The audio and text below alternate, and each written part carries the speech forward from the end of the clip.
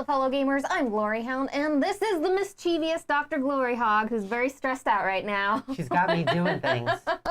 So this week is, well, go ahead and explain how we're going to do the giveaway for this week. So we have one last $25 gift certificate to give away, or gift card to give away to all of you, and we are going to be doing it for our live audience today. So DrGloryhogg is setting the alarm. You're setting the alarm on your phone, right? Setting the alarm on his phone for a secret number. Hello. And when that goes off, well, whoever was like the last person to comment will go ahead and win. And also, since I didn't do it, somebody pick a number between like 1 and 10. First person type that number in between 1 and 10. This is for last week. For last week? Yeah, we forgot about last week until I was sitting here and I was like, oh, we got to choose somebody. But I did have to say, if they didn't use actually last week, then they're out. They're out. If you didn't use actually, you didn't do it right, everyone. What number do we get? We got 42. 42. We got a 7 from. Looks like we got a 7 from Ryan. So let's see. If Ryan's 7, though, he's out. Andrew. I appreciate the 42. That's very nice. Oh, Eric. You keep going. So today we're talking about 4 different Kickstarters. It's going to be super exciting. I want to know what all of you... We didn't forget, if that's what you think. I want to know what all of you are backing this week. Of course, there's so many Kickstarters that dropped this week, and I'm super sad because I know that we didn't get to all of the ones, like at all. Eric just won. Says Nosferatu. But what was it? Tussy Mussy was one that I was like, oh man, I really want to get back to that, but I didn't get a chance to, and I really, really want to do that. All right, everyone. I have a question for you. Okay. Do you want to count your pinned comment as one of the comments or not? What does my pinned comment say? No. You didn't. I know, win but it. what does my pinned comment say? It just says to enter, leave us your best actually nerd fact. No, then no. All right, so I'm gonna go 1, 2. We got some 3, awesome nerd 4, facts 5, too. Y'all are amazing. 7. It is a Tommy Higdon. Tommy Higdon. Higdon. What was their thing? Technically, there's no such thing as a Black Panther species. Actually, technically, there's no such thing as a Black Panther species. It's just a jaguar that's black. It's just got different melatonin, brah. It's just different. Gloryhoundd won her own contest. Yay! All right, so are you all ready? Are you all back? Yeah, now that I know, I know it's the last comment there. Tommy Higdon is our winner for last week. He's gonna get a $25 gift card, and then when the alarm goes off, we'll get the other $25 gift card. Absolutely. This has been a really busy week because I did my first video thing with Game Trays, which was super nerve-wracking. You had to hold my hand through it and be like, okay, these are the buttons you push. This is how I hold the doctor's hand through it. He was like this, and I was like, it's okay. I was like, give it a smooch. All right. And then it's just been busy trying to catch back up on stuff. We've been trying to figure out ways to get extra playthroughs in and everything else. Yeah. And then you did 2 preview videos recently, and it's been a lot. It's been a lot of fun though, but it has been a lot. All right, and thank you for everybody joining us in chat today. We have Nosferatu, Omar, Andrew. Let's see here. I know Battle Cry is in there. Thank you, Ryan. Thank you so much for hanging out with us. Fatal Paper Cut. Did everyone like my new thumbnail that I made? The Casual Gamer. I mean, we did make it together. You definitely had a lot of input. This is the after new thumbnail. This is after Kickstarter talk. Okay. Talk about thumbnails and all sorts of craziness. All right, everyone. Such a dainty hand. First up, we have Chai Tea for Two. This is by Steeped Games. It's for 1 to 2 players. It should last about 45 minutes in this particular game here. It's a follow-up to the original game, It's in the same world, but completely different mechanisms. Exactly, and that's kind of what I wanted to get at, is this is not an expansion to the game. It's not necessarily building off of the game. It is in the same world, though. This is a completely different gaming experience, though. Where Chai was something where we were trying to get combinations together and stuff. This is more, I feel like, Euro-y in a way, because you are definitely building your little tea farm and stuff like that, and you're trying to get all of your tea leaves, and then you're trying to get those out to the market as you're playing, and then score victory points like that. And I actually talked to Ellen about this.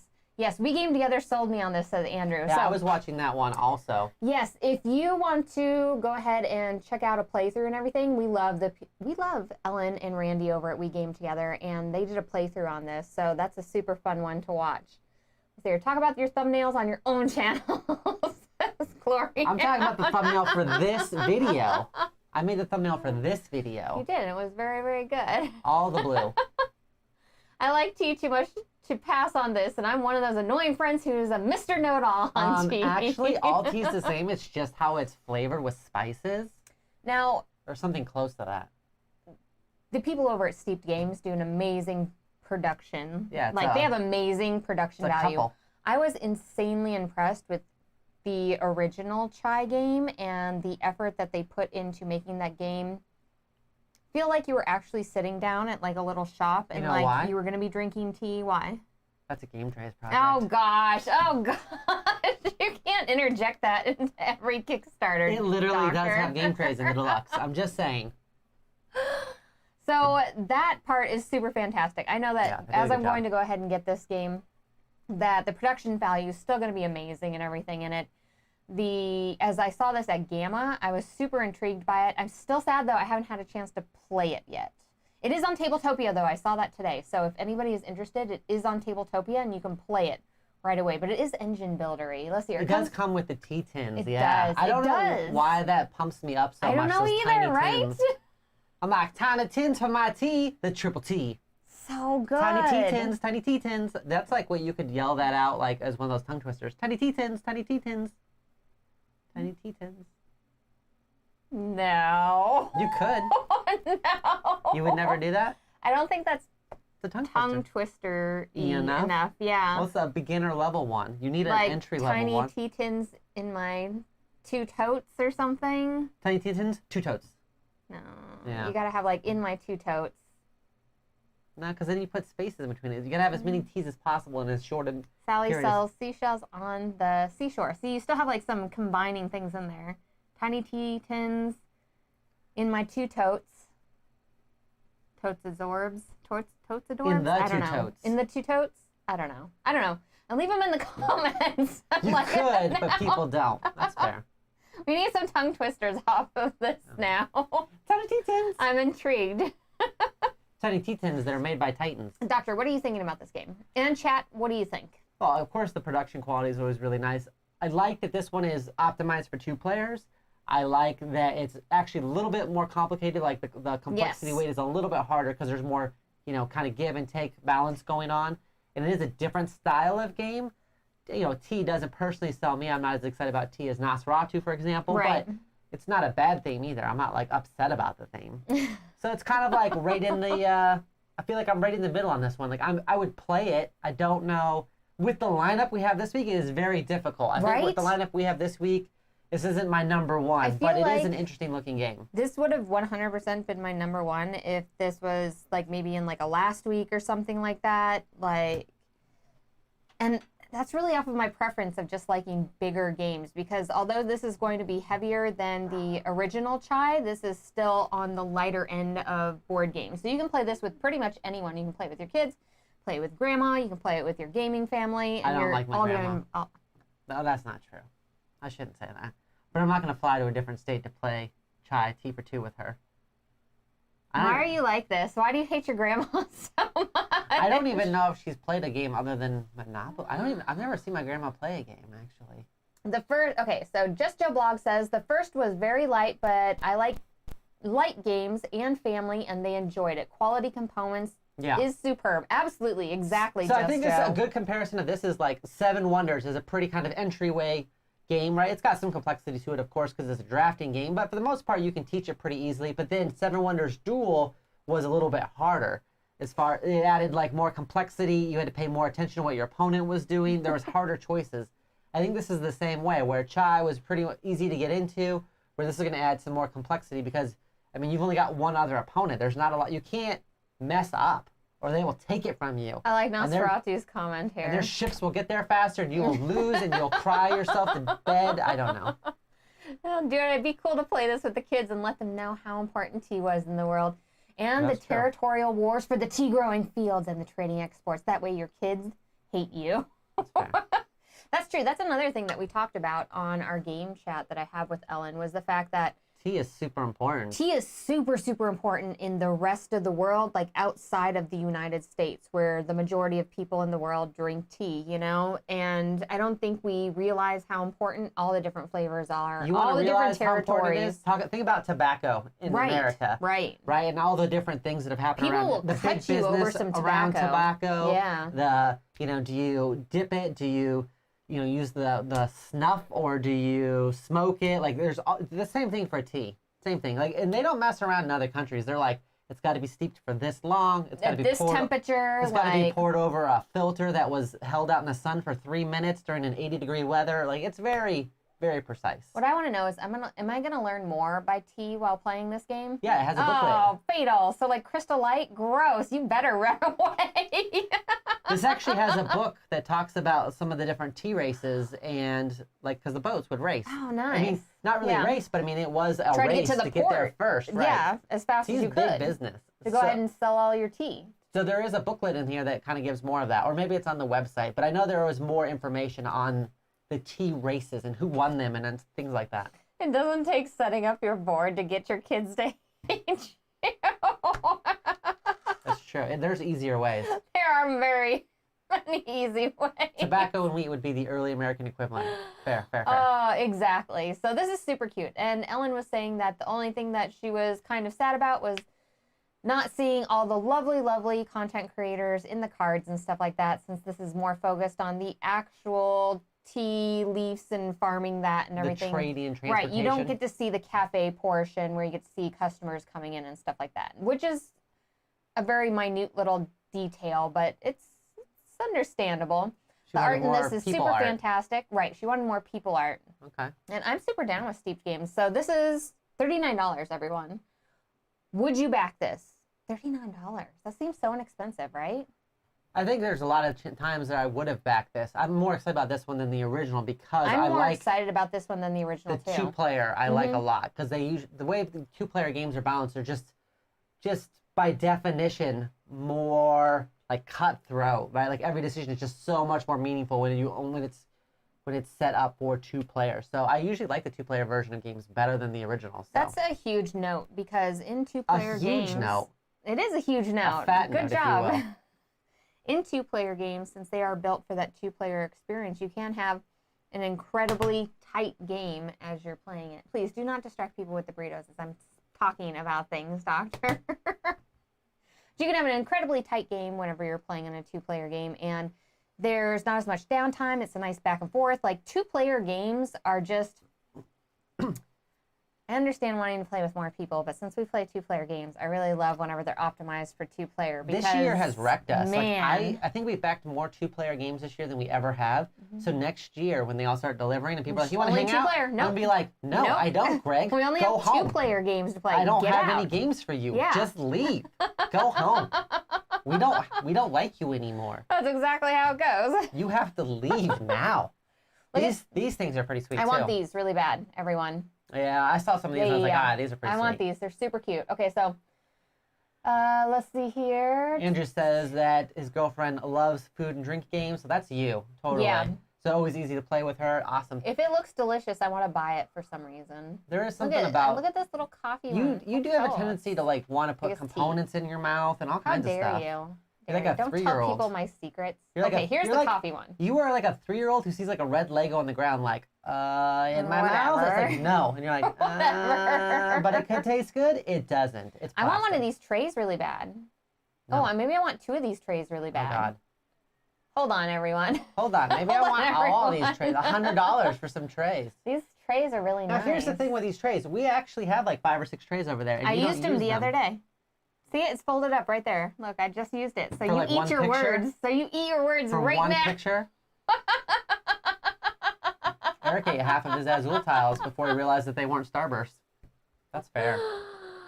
Oh, Andrew says, I'm already playing with my favorite person. I don't need a third wheel, right? That's why you get the 2-player games. Andrew, are you being held hostage? If so, leave an L in the comments. All right, Doctor. Would you back this game? No, not this week. This is one that I think I would pick up, and if you're going to pick it up, I would definitely get the deluxe. I think we have backed a lot of 2-player games, though, so that is kind of weighing, like, already in my mind of, like, how many 2-player games we have en route. So I think I would pass on this one. Chat, would you back this? And I think those are the magnetic snaps. Battle Cry. So. Usually they end up making them with magnetic snaps for that. What about you? $39 is such a good. That's for the deluxe edition. You get all the Kickstarter stuff. I feel good. like that's really inexpensive. I have a feeling that I'm going to spend money on other stuff this week, so that makes it tough. And I mean, unlimited budgets aside, I don't have an unlimited budget. I don't know if you're aware of this. I don't know if you. No, they know. Hey, look at me. Eyeballs. Eyeballs. You know I'm not made of money, right? I don't want to. Look at me. Look at me. Hey. That was it. That was it. That's all you I have to remind her sometimes. I'm almost thinking of like putting in a pledge so I can get like the tray things and stuff too. Like, and then maybe decide on this later. The way that Kickstarter gets you is because you're like, oh, okay, that's $39. And you get that. And the next week you're like, oh, that one's like $50. Not bad. And then if you were to look at it and be like, did I spend $900 on games in the last 3 months? And you'd be like, maybe not. So, they're microtransactions. So Nosferatu I'm not says, gonna lie, they get me all the time. I backed it. It was a good price, right? It's a really good price, right? Negative. All my money went to another game. Ooh, Dale, we're gonna talk about that too. I bleed gold and cry pennies. If only Nosferatu. All right, so I think I might put a small pledge on this because I definitely want these for sure, and like I kind of want the chai for 2, but I'm unsure about it. It sounds like Andrew is trying to tell me that I could sell my arm on the black market for $60 easy. $60, huh? Why can't you sell something that like doesn't inhibit your There's 2 benefits though. Gameplay. If I sold my left arm, I don't use my left arm for gameplay. If I sold my left arm, not only would it not be in the way all the time. You don't use your left arm for gameplay? It would be weight loss. Weight loss. What if you have to like play a dexterity game, like flick them up or something, like right hand? Yeah, but like sometimes you have to like hold the little cardboard thing and then you flick it because you have like the little rifle football game you played like in junior high. No, because you have the rifle and then you have to have. There's like a little thing. Flick them up is all about just the single flick. It's not holding things. Most dexterity games don't want you to hold it with both hands. Not holding it for the rifle. Do you not remember the rifle? No, I don't. Okay, Obviously, I don't remember the rifle. Never mind. And look. Okay, what about Rhino Hero? What about Rhino Hero? What about Rhino Hero? Say something. I can stack with one hand. Can you? I don't know. Shuffling? What about shuffling? True. I do love this. Ready? Yeah. Okay, that's worth it. Let's get rid of that arm down there. Okay. I've changed my mind. Let's get rid of the arm. One pledge with 50 dice tray add-ons is kind of sus. I agree. See, Nosferatu? That's what I'm talking about. Look at those dice trays. They're hot. See, without my left arm, my over-dramatic hand gestures don't hit as hard. That's true. I can start doing like what she does, where she does, I don't know why she does this claw thing at people. She's like, guys, everyone. I don't know why I need this, but I need, and her hands just get closer and her nails grow longer. She's like, I need this. And it just gets weird. I'm like, why do you do that?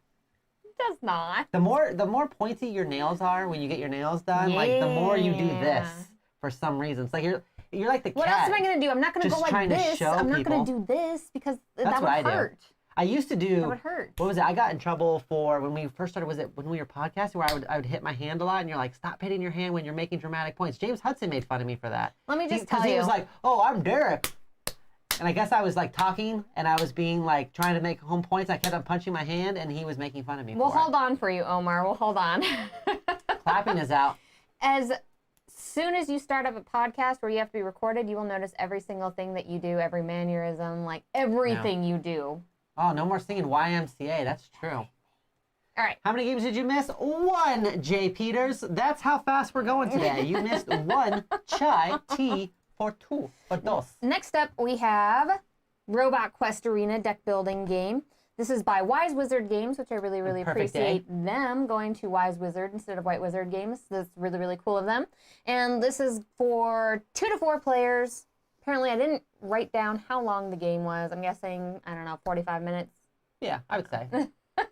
This is a robot battling game where you're going to be building a deck to build like your little engine so you can basically knock the heck out of robots. But when you get knocked out, you do get to come back into the game. So, like, you're keeping the other players' victory points by, like, their life and stuff. But it's not something where you get knocked out and then you're like, oh, and then the game's over for you. Have fun watching, everyone. You know, like, I'm glad that that's added into it. Doctor, what are your thoughts on this game? It's deck building. It's adorably painted little robots. One of my life goals has always been to build a robot, but I'm bad at it, and have it fight to the death in an arena, so I don't have to feel bad about the death fights. I used to watch that robot fighting thing that was on, like, I don't know, cable. Do you remember that? Robot fighting, yes. That was amazing. They'd have like buzz saws and stuff, or like just like a pneumatic arm that would just be like, yes. And they call it like the scorpion, or they try to flip each other and stuff. Hold on. Although, does everybody feel really bad about the robot battles? No. In the end, you're kind of like, oh, like, no, I don't. We're terrible people making robots fight to live. It's better than boxing. No, I feel like the boxers deserve that. They knew what they were getting into. Machine Gun Doggo, say no more. Here's the deal. So the art is cute. You've got things like tacks that you can run over that do damage to you. You've got walls that you can be pushed into that block line of sight but also do damage to you. There's a King of Tokyo style where if you're in the middle, you gain victory points if nobody pushes you out. There's melee attacks. There's ranged attacks. There's places that you can stop and like power up your battery and more energy. You can use your energy to move or to buy more cards for your deck. It's got deck building. It's got like arena style fighting, like Super Fantasy Brawl. It's probably about at the weight of a King of Tokyo. Right. Yeah, I'm all in. What? I really want this. What? I know. And the bad part too is it's like 50-ish bucks, I think, for the basic one. It's $49 and then $89 for the I deluxe. kind of want the $89 because it comes with like 3 or 4 more robots.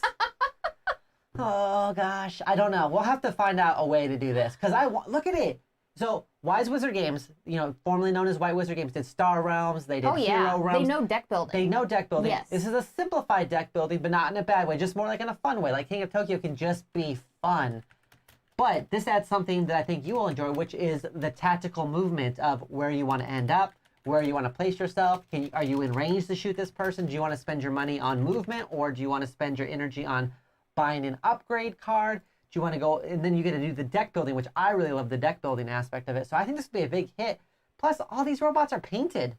They come that way. Yeah, which is amazing. You don't see that very often. Yeah, in they're games pre-painted, like which, I mean, for us who don't paint a lot, I know a lot of our fans paint a lot. A lot of people in the pack paint. I also want we don't. Debbie's glasses. Debbie's glasses look amazing. She has a wide range of amazing glasses. I'm so jealous. But I think that this would be just a lot of fun. I think it'd be great to play with the kid. Now, am I going to play it with like, our Euro friends like Greg and Stephanie? Probably not. Yeah. But would I play it with the kid? Would I play it with your mom? Sure. Would I play it with my family? Yeah. Would I play it with other people in your family? Sure. Like, I think it's a good, like, kind of midweight game, light to midweight, like King of Tokyo, I think is the best way to explain it. More complex than a Ticket to Ride, but less complex than, say, like a Ragusa, or I'm trying to think of another really big, like, probably in that Seven Wonders-ish range. As far as our chat goes, first off, I'm really jealous that Silent Love has gone to a live BattleBot fight, and that's freaking amazing. I'm so jealous right now, okay? Nosferatu says, I just duct tape a kitchen knife to a Roomba and call it a BattleBot. You could do that, but I don't recommend it at home, I just load a cat. If we had one, I would try to get our cat to ride it, because that's the most amazing thing. Like, I want a Roomba solely for my cat to ride it, and I want a giant tortoise solely for my small dog to ride it. And Dale, the casual gamer, says, dang it, are you talking me into another Kickstarter? And sorry, not sorry, It just Dale. looks fun. Sorry, not sorry, okay? This just looks fun. Oh, I would totally play this with the Glory audience. I think you could play this fairly easy over a Steam or over, like a Zoom or Skype or whatever, because if one person has the board, the other people that are watching the board just go, okay, yeah, I want to move to the left and I want to buy one of those cards. But you still have to have card management and stuff like that. You'd have to have your own cards, I think, to add to your deck. No, you couldn't play this like that. You could. I don't think you could. I don't know. I'd find a way. maybe on Board Game Arena or something. I don't know. I just want to play really, it. really hard. This is going to be a game that falls into that category that you can get this game, open it up, and probably be playing it the exact same night. Oh, it's not going to take a how to play video. It's not going to take, 3 hours of reading the rule book and going over it. You could probably get this game out, unbox it, and be ready to play within like 15 minutes. What's like the quest part? I all don't the different know. little battle bots that they have with extra. Yeah, I feel like you do have to go with the deluxe package because you're getting the extra robots. Yeah, look at that. Right? Like, right? I think that's great. I love how they're adding, like, I love the funness of this with all the little things. Like, So Look at Studio like little Lamison hair says it's like dryer. Giant Killer Robots Jr. Yeah, Giant Killer Robots is definitely much more tactical and is geared towards adult players, but I think this is anybody could play. And I'm not going to feel bad running around with my little blue robot smacking people up and stuff. It's not, I'm not sending drones to do airstrikes on people. It reminds me like if And I you like took, that King of the Hill in the middle part too. if you took like a BattleBot game, but you put it in like a sort of like Arcadia Quest world Like to it. chibi-ish. Yeah, like very chibi-ish, very cute. Like there's still some murderizing happening, but it's an all fun and games sort of thing. Like it has a good feel to it. I'd be super down. I'm super down with this, everyone.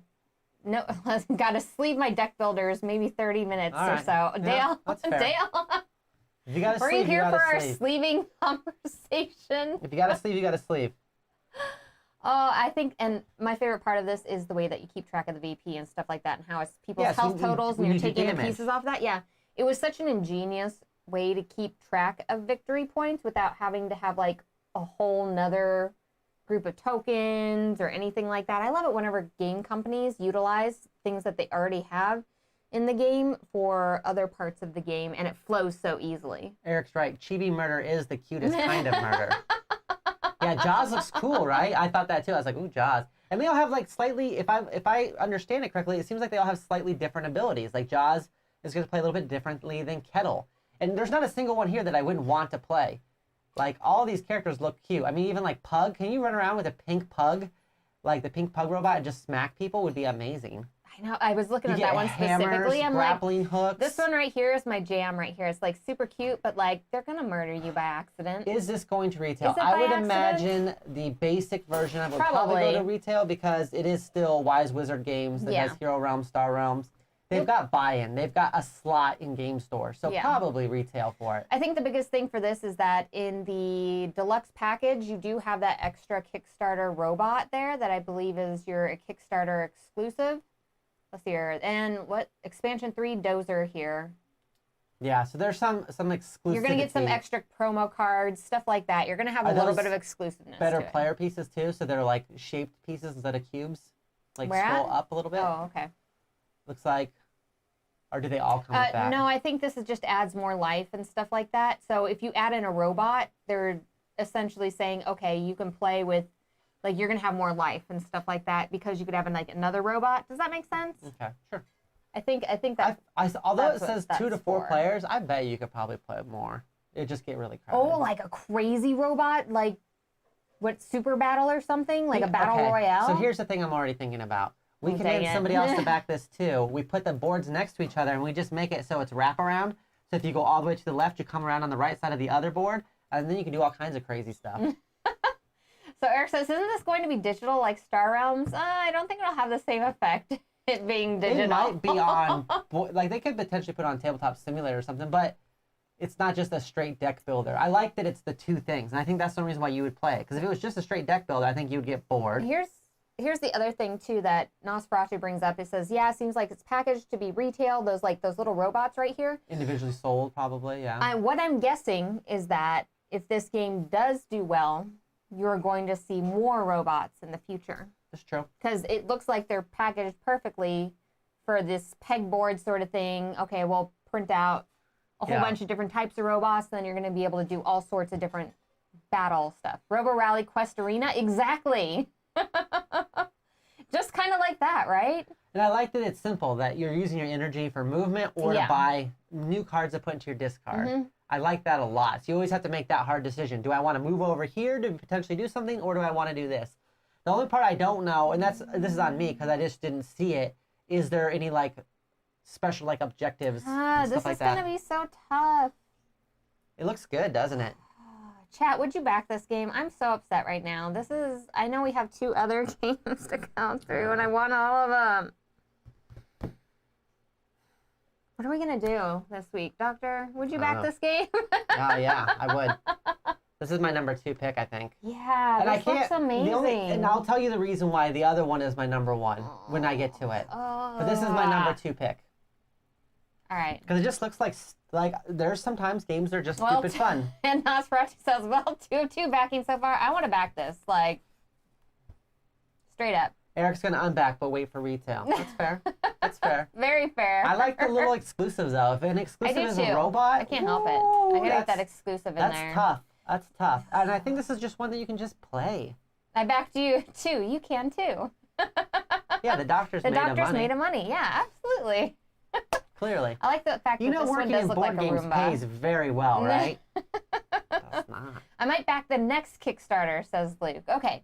Okay, that's a good point, because like Super Fantasy Brawl, for example, if you back the next one, it was almost like a better deal to wait the second time. Yeah. So that's fair. So you're hoping that it'll do well, and then they'll reprint it, and then they'll reprint it and get some extra stuffs in there. That's fair. All right, I want to back this. This looks super cute. I was on the fence, I think, before, but then when you really started getting into it, I'm like, yeah, these are all things I really, really like. Like, why would I not like this? Because I thought, oh, maybe it'll be too simple. The deck building is the thing that always makes you a little bit iffy, but you're still deciding, do I move or do I buy cards? And then, like I said, there's tax. You can push people in the wall with your energy. So if you get somebody up against the wall, you can be like, boop, boop, boop, boop, boop, and hit them up against the wall and take off points. I mean, how do you do that? Boop, boop, boop, boop, boop. That. Just like that. That's how the robot that's why does you need it? That's why you need a left hand. So you got the left hand. You come in, you just go like this. You go, no, and like that, and all of a sudden the robot dies. All right. Robot murder. I think we're all agreed on robot murder. Okay. Looks like a fun game with the kids. Looks like a fun game with everybody. What else have these peeps made? So for Wise Wizard Games, they made Star Realms, Hero Realms. There's other games they made too. Those are the two that I think about. Oh, isn't it Sorcerer? Yeah. They made Sorcerer. They made another bigger game like that too, but they're known for card games. The owner, the two owners are a married couple, but one of the owners, Rob Daugherty, he's played in like Magic the Gathering tournaments, and he's done other games too. So, and that's kind of what that really are outside of Wise Wizard sells me on the engine building of this is the fact that they're really good at making card games. Like, if you're really good at making card games, you already kind of know the ins and outs and what people are going to want and need as they're going through the card game. Like, you know the card portion of it, and the deck building is going to be solid. Like, it's going to be really, really good, right? Epic is another one. Epic is another one.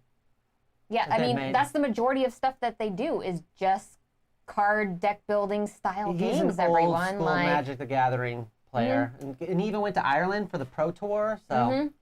Creator is a veteran too, it looks like. Yeah, absolutely. So they know what they're doing. So that part pushes me over more on that portion. They know deck building. Yeah. That's not even a problem. All right, next up we have Paperback Adventures. This doesn't really show you anything. Yeah. That doesn't really show you anything. The video is more about the lore. Right, absolutely. And this is by Fowers Games. It's for 1 to 2 players, although I believe you can play teams, right? So it was built as a solo game. Okay. And then due to feedback, they've made it where you can either play combined, where you share resources with the second person, or where you're playing it more like a team, where each one of you will have your own set of resources and own monsters to fight. So there are multiple ways of playing this. Oh, is he like a military veteran? I'm not sure. I didn't know. He might be. Yeah. So there are multiple ways to play this one, but it was built as a solo game first, so you know it's optimized for that. And then they made it so you can also play it with a second player. And they added more trays to that, some more game trays to that, so that makes that possible. They've done a lot of modifications based off of that. This thing like blew up. This is the combination of a spelling style game, like not like a I want to say like a Scrabble, but almost more like almost one of the more mass markety ones where you have to spell out a word with five letters. I guess Scrabble would be the best one for that. There was like a spelling Cthulhu based game, wasn't there? I don't know. Yeah, where you were trying to make words, wasn't there? Ooh, it was featured on Tabletop. With Cthulhu, you just add like 3 U's and an L to it, and then you've got something. It was like some sort of madness thing that you were going into, but you were trying to spell out things. I'm not sure. I remember something like that. But it's also very similar to Slay the Spire, where the monsters you fight are different. They've got a threshold so that once you beat them down halfway, the card flips and they become more powerful, and they've got different abilities. I love how I start saying stuff and then like people know exactly what I'm talking about. Yes, unspeakable words. It reminds me of Unspeakable Words, right? I mean, as far as like you're trying to do that, so as you lost your sanity, you could make up words. Right, exactly. Okay. Except this one here, you have to make the words, and then you get that one with Game combinations. Because I haven't played that one. Yeah, and then you, based off the combination that you get and everything and how you layer them, that's your kind of abilities. So a little bit the same, but not in actuality. And like everything. So this has a lot of Slay the Spire, which is the video game, right? Where you're deck building, you're trying to spell out these different words. What's nice about it is it's got the splay mechanic. So the way you lay down your cards actually matters. So if you lay down your cards like, I don't know, say you make up the word, what's a good 5-letter word that's hold not on, going to let get us me in scroll trouble? down to it. It was that's not going to get us in trouble. Say you do the 5-letter word sound. So if you do SOUND, it's going to give you one set of icons that are going to be like attack or magic or whatnot. But if you flip it the other way and you do S on the bottom and it goes OUND with D on the top, then that's going to give you another splay of different things to do. So you always have two choices, even off of just that one word you make. And what's nice is since it's five-ish cards, yeah. I mean, there's a lot of 4-letter words you can use. And if you're playing it solo, you can use any words you want, even the nasty ones that would get you a slap at school. Because that's what I would do. Like, all of mine would be profanities just constantly. I'd be like, oh yeah, that works. You could just play like the 6th grader version where it's like, oh, no. We're talking about the military No. version where it's just really bad stuff. Like stuff that you can spell it, but if you were to say it out loud, you'd get a look from across the room. So. Dale the casual gamer, I'm not backing any more games this week. I'm not backing any more games this week. And then I love Eric. Good luck. Dale went on to back even more games this week. For real. What's a good 5-letter word? Let me stop. Yeah, I had to think about it. Nosferatu says, it's hard for me, but I got to pass on something, and I think this is my pass. So this starts at $35. Okay. Yeah, this one's not bad at all. So this one here has pricing, and it's the most unique game. Like it's not really like anything else I can think of besides Slay the Spire and Scrabble kind of combined. And it's got you're set the paperback world too, so you're doing kind of pulp fiction-y type or like pulp novel-y style things. The cards do not disintegrate in real life, Battle Cry. I apologize. That's some misinformation there. So this has 3 different tiers. It has a $35 tier, a $59 tier, and a $79 tier. So you're going to get a full expansion to the game with each different tier. Okay. And an expansion being like this is one, right? The Damsel, and this is like Ex Machina, right? And then hold on, let me scroll down here. Right, and there are some good playthroughs on here. And this is actually what I did my design diary with Game Trays, if anyone's interested in that. It's in the last update. You can find the link. Dang it, I think I already passed it, everyone. What were you looking for? The different boxes? Yeah, I was looking for the different tiers and boxes. I thought they had it up here. I was really excited about it. It's a very interesting game. Like, the thing I could see turning people off maybe is that it's like set up to be a solo like a or 1 to 2 player experience, sort of experience, right? You're not playing with everybody. But the best reason is because I did ask about that, and Tim Fowers said, well, people who play these word games, usually they don't have a lot of friends. Right? And I was like, yeah, that's my stepmom, because every time you play Scrabble with my stepmom, she just trounces you. You feel bad. You're like, oh. You feel bad, because I can nail out 4 or 5. Person. Oh, timer. Nosferatu clown. No, Nosferatu already won something. Well, is that the rule? You need to state those rules. Who is next? It'd be Battle Cry then. Battle Cry? You just won yourself a $25 gift certificate. Sorry, Nos, I tried. I mean, and also congrats, Battle. Congrats. Battle's on every single stream, so to be fair. Absolutely. I didn't realize that was my timer going up. I just we were kept just talking and talking and I thought talking. it was the kid. Yeah, Nos says I already won. So Battle Cry. Battle Cry is today's winner of a $25 gift card, which will get you half of the way to Robot Quest Arena. Right, absolutely, right? Or you can spend this on Paperback Adventures if you want. Like, boom. Spend it right away. Bam. We're sending you the games. It is a game. It is a card game. Mm-hmm. Mm-hmm. No, they aren't books with Paperback Adventures, although they are set up to look like books. I like the fact that, he's done another game called Paperback, too, and Hardback. Oh, okay. So it is kind of like a specific world. If you will. I swear I saw. Okay, here it is. Here it is, everyone. So here's the $35 adventure where you get like this and then the Ex Machina, and then you're going to get like an extra one each time, basically, except for like they have this question mark here. Does this mean you're going to get 4 over here on this one? I'm not sure. It has not been revealed yet. I think they haven't. They're saying they didn't add that graphic to say what that 4th one would be when you get the complete trilogy. Is it a trilogy if you get 4 of them, though? Maybe it's a bonus. Trilogy plus 1, like a baker's dozen. The trilogy plus 1. When you get the complete trilogy set plus 1. Yeah.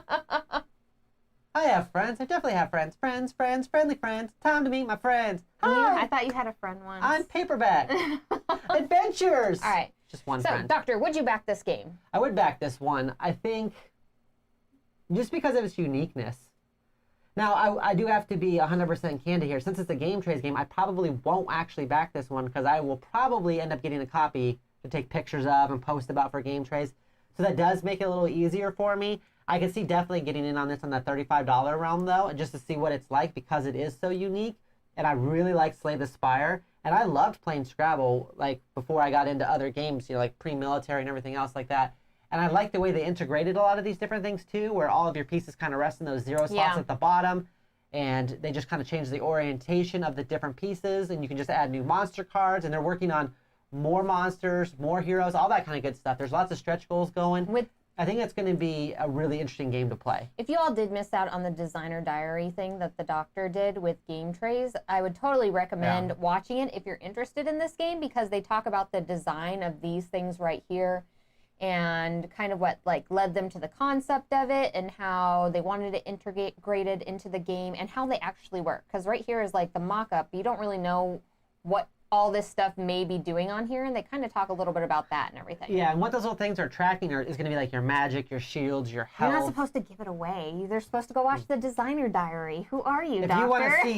You want to see my solo flight of me trying to be the actual host, like she does for every single one of our streams, you can see me kind of flub it up. I think my voice changes like 6 times during the interview. I think you did fine. I was nervous. All right, chat. Are you backing this game? I'm gonna say. For me, you want to back it, you said. Yeah, I do want to back it, but like I said, I think I can already get a copy, so that does kind of make me a little bit biased. I'm going to pass on this one. Pass on this one? I'm going to pass on this one. Because of the solo, the small nature of it? Because we did I passed on the 2 for 2 because it was 2-player. And it's like a word game, like it's a single player word game, and my favorite thing in like Scrabble and games like that is cutting people off so they can't do things. Oh, I just realized something. What? You hate spelling, though. Yeah, and I hate spelling, so. Yeah. I just realized you hate spelling. Both you and the kid are all day like, Alexa, how do you spell? Or you'll be like, Derek, how do I spell? And so, yeah, okay, that makes sense. It's not your favorite thing to do, which is fair. I put the words in or the letters in different things by accident a lot of times because I'll get typing really fast. Them? Yeah, or not thinking and stuff. So yeah, and then I'm like, oh, what does it look like? How do you spell butt again? Is it B-U-T-T-E or B-U-T? Is it butte or is it butt? I need to know. Like I said, my favorite thing about Scrabble is the whole point of blocking everybody from doing stuff. Right. Like making it really, really hard to do stuff. That's my favorite thing. You like making Scrabble, kind of like with Quirkle, being more like area control-ish. Where like, I block this area off and you can't go hold here. on. Have you all ever played area control Scrabble or Quirkle? Because it's amazing, okay? Yeah. She makes her words not based off the most points, but but off of what won't give you anything to build off of. Right. If you can't build off of it. I can end my word with a W? Great. That's nothing. Except for through. Of course I thought of one instantly as I said that there's nothing for it. It's amazing. All right, let's see here. So I'm going to be strong and not back it. And I'm bad at spelling, says Dale. Poor Studio Landison says, I have no active Kickstarters. I'm working very hard to keep it that way. Well, we're going to mess it up for you here, okay? Sounds like someone in the house is a quirk hole. Because here's the problem. When we play, both the kid and I are trying to like maximize and get like, where we have like all different colors and all the different like shapes to get the maximum like quadruple points, and then she plays it to like make sure that it's impossible for us to do that. Ever play Quirkle with me, you will never Quirkle for the entire game. She makes it like I will make it impossible for you to Quirkle in an entire game. And you'll get really close and I'll be like, yeah, messed it up for you. It's more fair that way. I don't want the Quirkles to happen. It tips the point scale too much. I'm being stop the fun. Lawful. I'm being lawful, okay? Lawful making evil. Sure everybody gets the appropriate amount Darth of points. Like Darth Vader, lawful evil. I was just following orders to stop all Quirkles. Okay, this one. Talk me out of backing The Witcher. That's not going to happen, Nosferatu. I'm just going to tell you right now. Okay? I mean, did you see the shirt I'm wearing? I'm literally wearing a Witcher shirt. Oh, you are. Like, I brought... I'm going to toss a coin to my Witcher. Here's the thing. The Witcher is one of those games where I I've never read the novels. I played Witcher 3, I would say probably 75% of the way through before I had to, I think it's when I started going back to school, like to finish up my college degree. So I ended up putting it down. I didn't get back to it. But I've downloaded it back to my PlayStation 4 like 3 other times, and I keep going back into it to play it. I just never have enough time to fully dive into it. I also was one of those people that spent countless hours collecting all the cards for Gwent. Yeah, you and played so I ran around. Gwent. I kept going into areas that I was like too low for just to play Gwent. And she's like, "Are you playing Gwent still?" I'm like, "Yes." Every time I would come into the room, I would see the Gwent screen up. I'm like, "Are you playing Witcher or are you just playing Gwent?" I was playing Gwent. I'm really confused at what's happening in this game. Yeah, I played a lot of Gwent. Because you got to unlock cards. cards. The whole time, too, you were like, this game isn't even good. I don't even like Gwent that much, but I have to have the cards. Yeah, because Gwent isn't an amazing card game. It's pretty simplified. There's some randomization to it. It's not better than other card games I could be playing. But the fact that I could beat somebody and then win their card, like their special card, or I could go to a merchant and maybe potentially buy a card from the merchant that I don't have to complete a set. With his hair falling down like that before he fixed it, he could have got a dramatic glasses off action. It could have been Superman, maybe. Like this, and just been like. It's very dramatic. J. Peter says, I'm all in on for Witcher as well. Toss a coin. That man. By coin, I mean rock. Oh, no. So like I said, I'm not a super Witcher fanboy. And as far as the show goes, that show is 100% above average for me. It is not the average fantasy that we typically have gotten the last 20 years, but it's also not my favorite fantasy. I think Shadow and Bone is better. I liked, some other fantasy shows more than I like The Witcher, but it was good enough that I still want to watch the next, like where it goes next, right? So I'm not a super Witcher fanboy. I only have one Witcher shirt that she got for me because it's the bard and everything, which is hilarious. That being said, though, it is an interesting world. It's that idea of roaming around, fighting monsters. They don't actually fight a lot of witches. It's mostly monsters. But roaming around, fighting monsters like a bounty hunter. It's like you're playing that old TV show, Renegade. Renegade. No? Okay. No. Nobody knows that game. No, that's show. It is. So you're running around you're a medieval bounty hunter running around chopping heads off of stuff, and then people like hate you, but they kind of need you. That's right up my alley for some reason. I feel like there's lots of people that hate me, but they need me to help them out with their Kickstarter purchases. Oh. So Luke says the comment section has not been friendly. Really interesting. I did not look at the comment section for it. Yeah. I'll be honest. I usually don't go in those because they get crazy. Because sometimes they do, especially when you're dealing with a really popular video game like this. You're Bounty Law. Gonna get what people expect the game to be in their minds. There's only so much a game publisher can do to bring that feeling of a game to you in a board game. I have to say in the past, though, I've always been super judgmental of video games that are being brought into the board game arena. I give them a harder look. A really, really hard look. Because why would I just play the video game? One, yeah, why wouldn't you just play the video game? Two, it's like, is the company making a good game with the IP, or is it just like a game with the IP slapped on it? Like, there's so many more questions that go into it, and I always take a harder look at these sort of things. So this reminds me though of the way you play your cards is a lot like Tainted Grail, where you're doing card combinations. You're trying to combo them off each other. This card with this card with this card allows me to do this, this, and this, right? But it's more simplified. It's not as complicated as Tainted Grail system, so that's cool. There's a deck building aspect of this, which I'm always down for deck building. But it is also more of a narrative story game where most of it is just you exploring the world and then you fight the monsters with your deck building portion of it. So it's not a super complicated game. It's not like some of the other games we've seen done from like Steamforged Studios or something like that where it's just a bunch of like dice rolling and all these different things. It is a card-based game, which I prefer, a deck building style game, because I feel like I have more control over it. But it is a deck building narrative style game. Like 100%. So Luke's comment says a couple of people asked about playable female characters in the game, and go ahead. I'm sorry, I did not mean to cut you off. I did want to mention this. Yeah. Somebody asked in one of the board game groups, like, are there no other, like, are all the Witchers white males? Like, that's the only option and stuff. And from what I understand, like I said, I don't know all the Witcher lore. I know that there are people like Cersei, or not Cersei, however you say her name. I always forget how you say her name. That she was like a Witcher, like kind of that ran around with him in Witcher 3, The Wild Hunt. And but she was like this, like a sorcerer. So like more of like a more magical entity, where the Witchers are like anti-magic and they're more magic. But yeah, this is set in like a Nordic style thing where everyone in this is pretty much white and it's mostly men. They don't have a lot of women. I don't think it would have hurt to have them add women or other things into this, but I think they went based off of the game itself, and the game just doesn't have as much of that. I was going to say, I have not played the game, and I don't know much about the lore, but I was under the impression that there are women in it for sure. Can women be witchers? I thought like you had to. They can't. And that's what I thought going into it, because I was like, the lore, from what I understand, they would always die. Right. It's kind of a weak reason. It's kind of like, oh, they could never be in the military because they're women. I mean, they never could withstand it for whatever reason. Right. I don't know if there's like what the biological reason would be. Like, I don't know, somehow ovaries kill you if you go through the Witcher training. Talking about building yourself into like a hot corner with that as you're making something, you're like, oh, the women are gonna die in this. Then later down the road, you're like, we probably should have like not made that a thing. Yeah, I mean, yeah, Cersei. Okay, it's how you say it. Circe. Here we go. Okay, females haven't been able to survive the trial of the grasses, is what Fatal says. And I guess that's the idea behind it. But then they should have made it where you could play as.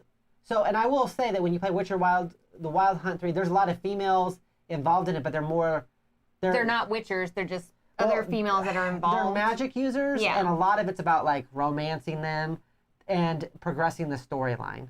So they're either like you go to help this woman for some reason because you used to date her or something, or you're trying to romance this one over here. So they're used more to progress the story and as something to kind of quest for, I guess. Yeah. Like romantic stuff in there. You don't really, as far as what I saw, you never really get to play as those characters. I think they could have made it so you could play as some of those characters, so that would have been This is interesting, too. Thank you so much for talking with us about this, Luke. So Luke says, it sounds like they will probably be female sorcerers. I'm down with that. Yeah, and I heard about that, too, that it's got to be like a paid add-on. So some people are mad that they didn't give you like one or two options.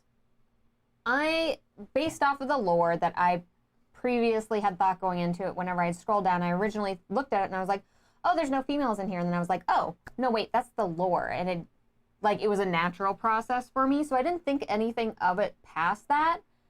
But there is like really powerful women in the series, so I don't know why they didn't just have one of those, because it would have been a cool gameplay too to play as somebody that was like a heavy magic user versus a Witcher that runs around with his two swords, right? Like that would have been really cool. I think they really missed out on that. Yeah, a good mark on that would have brought in, I think, even more probably revenue and stuff like that. The idea of this world, I know they focus on this very specific region, but there's got to be Witchers in other parts of the world. If there's monsters here, it's like there's not monsters like in the southern country. So they could have brought in a Witcher from the south, and maybe they had like slightly different magic they used, or maybe they wore their swords differently, like they used different types of swords.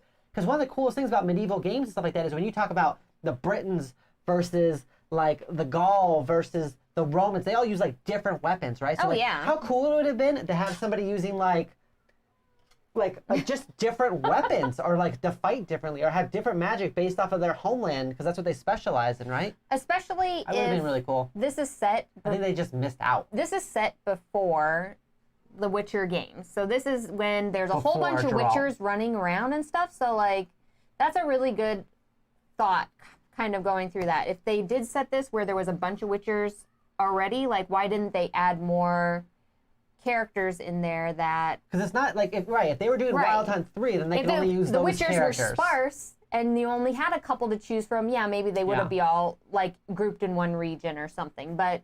Right, and it is set, like, it is a Polish franchise, it's very specific, so I get that, but I personally am of the if you're not setting in a very specific time, you don't have to build those parameters the same way.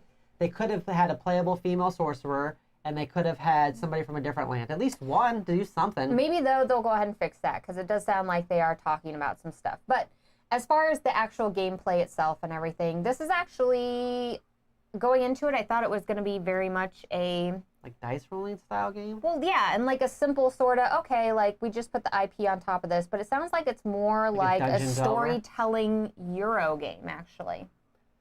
Because you're going to these different locations and you're carrying out actions based on those locations and the cards that you have in your hands. So like you're building up your little deck of cards and stuff, and you can do specific things at specific sites in the game. Yeah, and you can fight each other if you guys end up in the same spot. Right. And You can fight monsters based off of there, and the monsters have different things they can do. You can do like monster tracking and stuff like this is a really pretty intricate game actually, and I was really surprised to see that because there's events that can happen where somebody next to you pulls your card and asks you a question, you answer, and then like something happens based off of that question. Like there's certain like story, like the Crossroads cards per se. So Battlecry might be joking, but why can't the monsters be good guys? There is some of that in the TV show where like some of the people he hunts, you're like, wait, are they like okay people that he's killing? Is he like, why is he killing these people? Like, so there is some of that in the show. I don't know if there's any of that in this where there's more.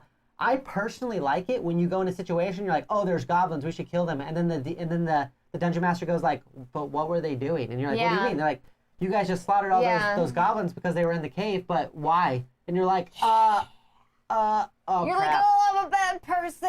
Did we just murder people for no reason? Did we just fall into that, oh, we should kill these guys because they're goblins? Everyone, I personally really love that. Good GM will do that to you. Make and you just question make you your actions. question your life What you've been choices doing. and if you're a good person or not in a game. And you're like, I'm a bad person. I'm really bad. That's why a lot of the newer media has been doing really well. When you've got something like The Boys or Invincible, or there's like a downside to it, right? Like there's powerful people, there's these like superheroes in the world, but there's also bad because of it. They're not just Superman. The reason why Superman is both loved and hated is because he's too perfect. Like that's why I think more people like Batman than Superman, because Superman is just like all good. He's like unstoppable. There's like nothing that's really a threat for him. They have to keep upping the stakes to make Superman actually be like at risk of dying. They have to make ridiculous stuff like this rock will kill you. I thought that... Where Batman is interesting because what Batman does, you're like everything he does is kind of suspect. Like could he just spend his money to help reform things in Gotham City? Does he need to be a mercenary? What happens when he dies? Like, and sometimes he causes more problems by the way he's out there vigilante hunting, and there's a reason why the cops have to fight him. Hold on, your love of Superman versus Batman directly comes from when you were born. Older people just like Superman more because I think there was just more World War II style stuff. Yeah, there was more of that out there and they fell in love with that character, whereas like younger people like Batman because we've come into like this Batman sort of era. So that's not, I don't know. We're getting distracted, everyone. I don't know. Yeah, some of the worst monster scenarios. That's the best thing about The Walking Dead.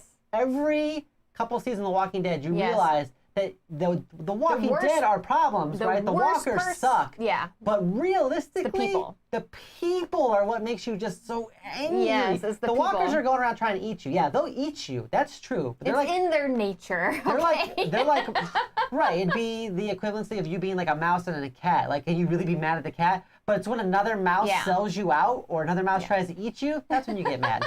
Like, you're a mouse too. Nosferatu wants a decision, so tell me, do I need to buy this game or not? Okay. So here's the thing with this one. For me, personally, I want to back it. I haven't decided on the deluxe or not, because I feel like they did a poor job really using iconography to show you the difference between the original from the deluxe. It seems like most of the deluxe stuff is just the monster minis. Yeah. Which I like. I mean, we went in all on ISS Vanguard because we wanted the miniatures and stuff like that. But sometimes I'm like, man, you're doubling the pledge amount to get those. Yeah. And if I already have to buy the female sorcerers too, 86 to 153. That's a big jump. That's not $50. That's doubling your pledge. It's a big essentially. Jump. Okay. And you get some plastic tokens and stuff like that. So I think, as of right now, I'm in on the base level.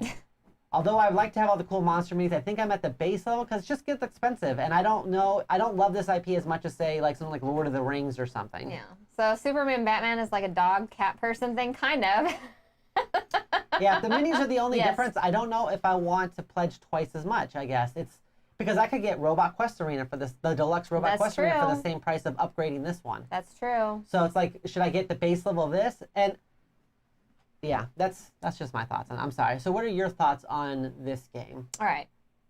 So going along with me saying, all right, I'm usually pretty hard on video game style games. There's not many video game style games that we've actually backed. Like, I can't even think of one. I mean, there's been some that I've been interested in. Like, we didn't back Resident Evil. Yeah, but there's a lot of ones that I just am like, no.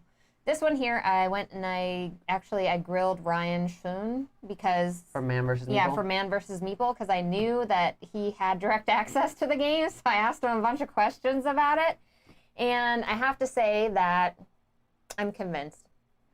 I really like the fact that he called it more of a Euro than having that direct conflict in a game. Because this game could have gone in a completely different direction where you go up to a monster, you're tossing out dice, maybe not, you're gonna win, you use a card and stuff, but this one has so many more intricacies built into it with going to all the different cities and being able to do different stuff in the cities, and then also trying to be building up your deck, and then your decks are your life totals and stuff, so you're also worried about the sort of cards that you're using, making sure that you're not using them too quickly, so, in a fight.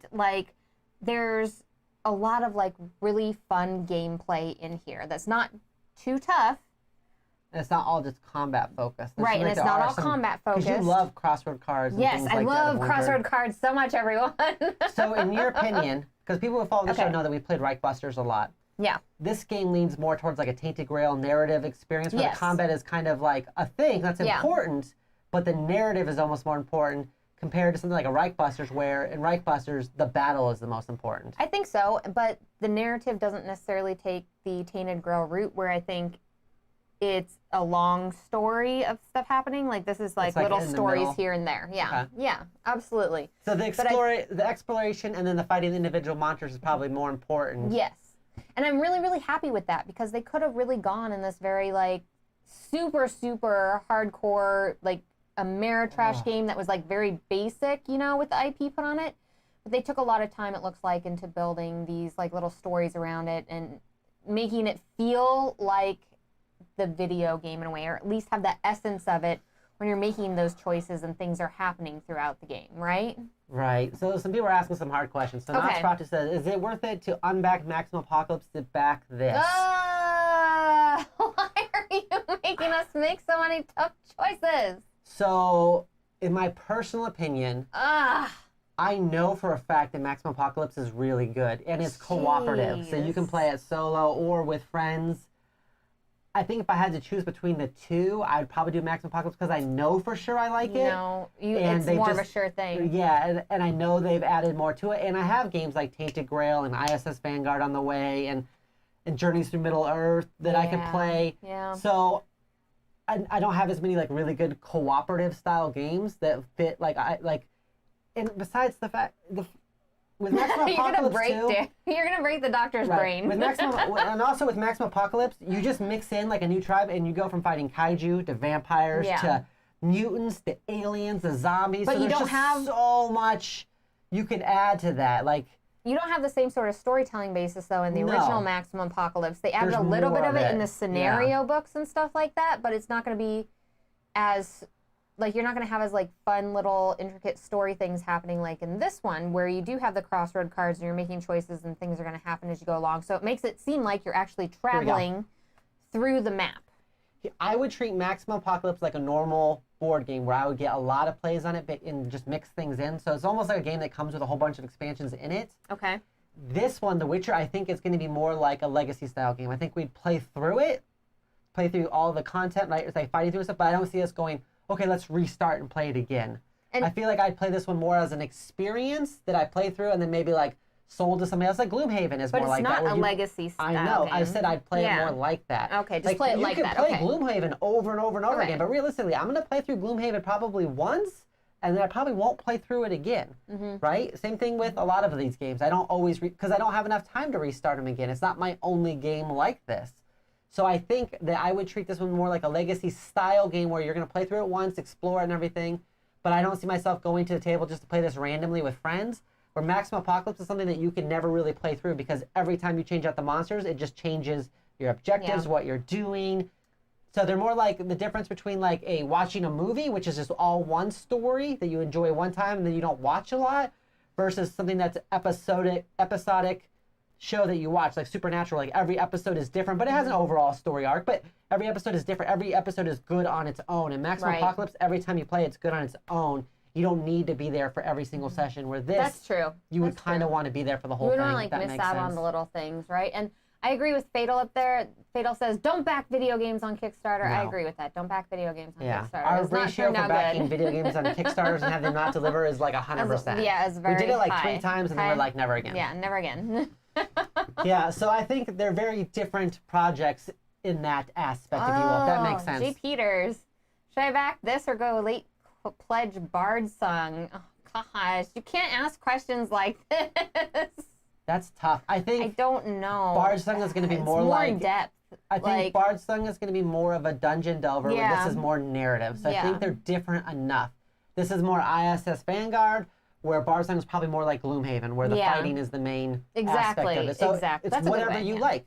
Like, whatever you like more. I kind of like the narrative a little bit more than just the fighting, because we have so many games that are just arena-style fighting. I know. Here for the hard questions today. Thank you, everyone.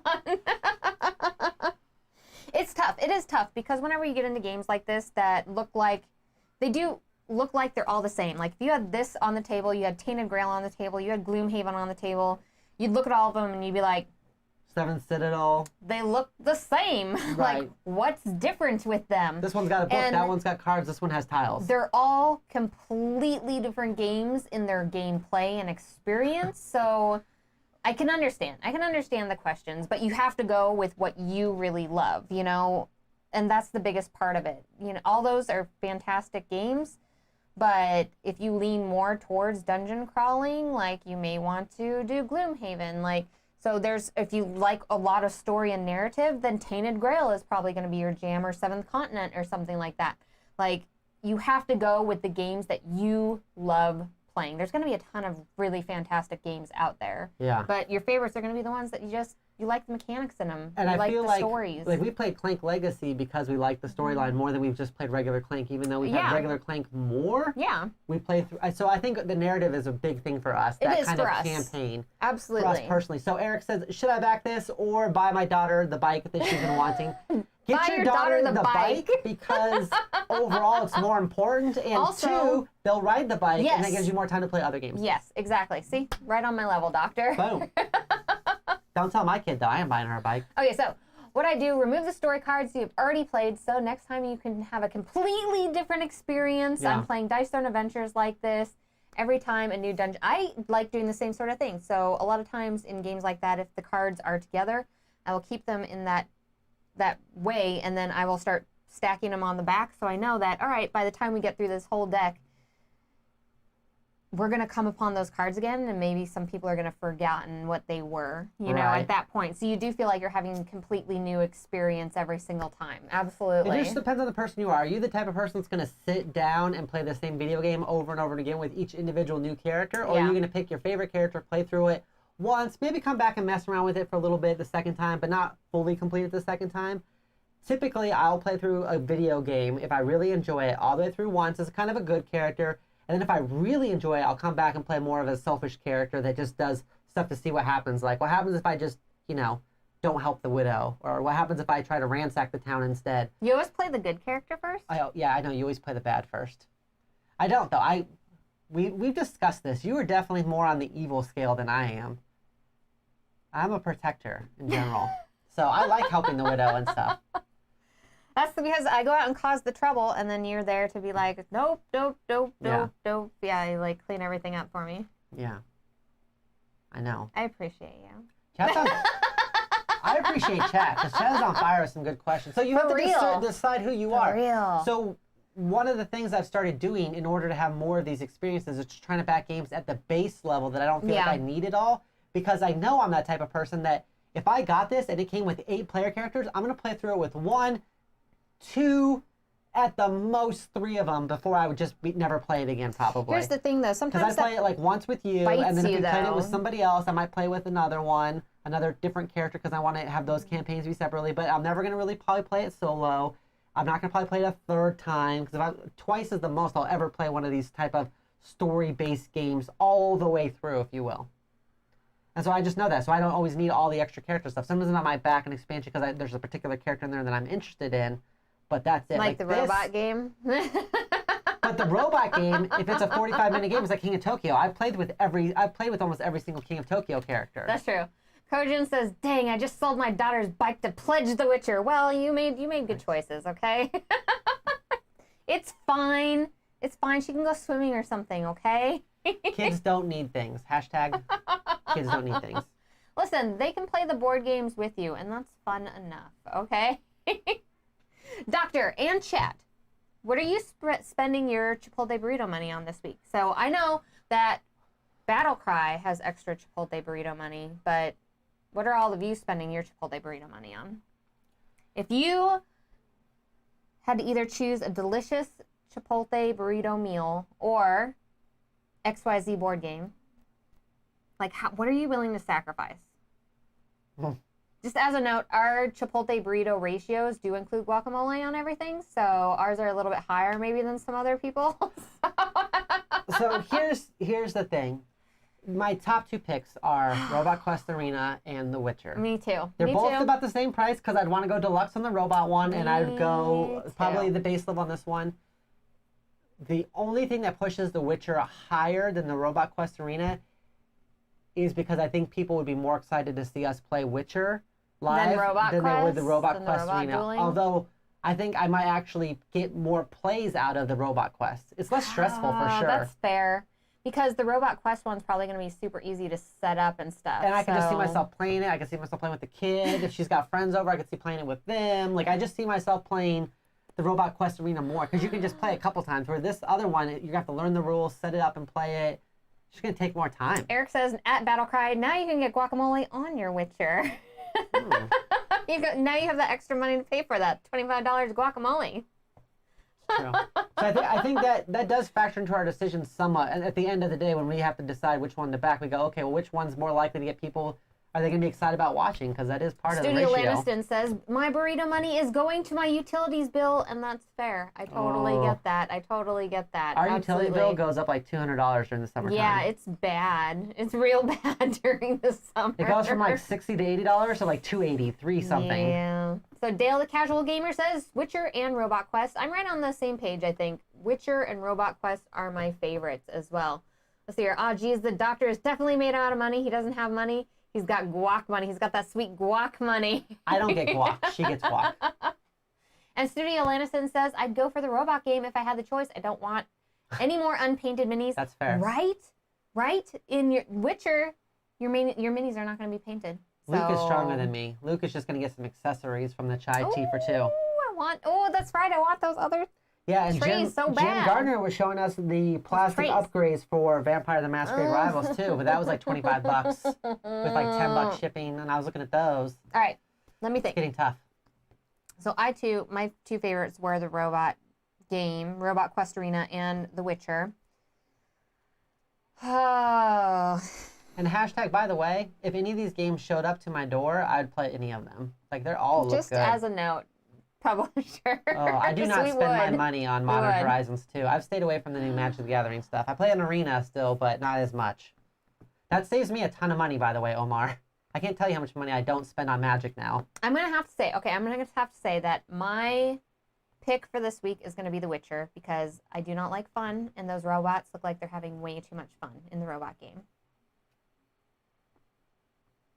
Wait, you're picking which one? Witcher. Oh, okay. Because you don't like all the fun that the robots are having. The robots look like they're having way too much fun in that robot game, and you know how much I don't like fun. But you could throw spikes in the way of my fun, so that stops me. Oh, dang it! And I know you like that. I do like negating everybody's fun a lot. What if you were to shoot somebody and then get behind a pillar, so we have to run all around your traps to get to you? I would love that so much. That would be the best. I know. I need to do that. Which one? Yes. The answer is yes. Yes. Yeah, it's tough. I think we're gonna have to look and decide. Because I'm excited about both of those really badly. Omar says, I used to spend a ton. Now I just spend a quarter ton. Oh, very good. Very good. Good for you, If you could Omar. only back one, another thing that maybe pushes it towards Witcher is I feel like it'll be harder to get. They might try to make retail with it, but I don't know. Those tend to be iffy. Although, you know what? The Robot Quest one, you're going to get that extra robot. I think though that you'll find Robot Quest Arena. Let's just get both. I'm like, end stream. We got both. Yeah, the robots are having fun because they respawn every time they die. Yeah, absolutely. They come back. All right, everyone. Thank you so much for joining us today. We really appreciate all your lovely questions and everything What's today. your number one? Like, for real. Help us decide. Yeah. Let us know what you want us to stream, too. Right? Because it does make a difference. We want to know. So if everyone's like, we want to see The Witcher, okay, or if everyone says like, screw The Witcher, we want to see those robots beat each other to death with cuteness, then I'll go robots.